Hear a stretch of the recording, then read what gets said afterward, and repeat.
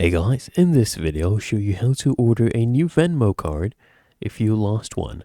Now all you need to do is launch the Venmo app, come to the top left, click on these three horizontal lines to open up the menu, and then click here on Venmo card, okay?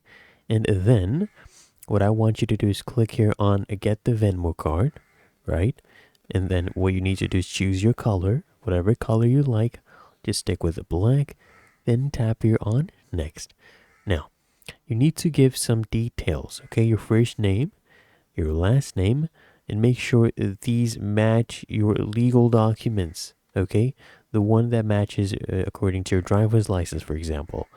You enter those, click on next, and then you need to enter the last four digits of your social security number, your date of birth, agree to the terms, tap on next, and then just go ahead and choose whether you want to reload automatically, add your bank, hit next, and just proceed with that, and you would have ordered your new Venmo card.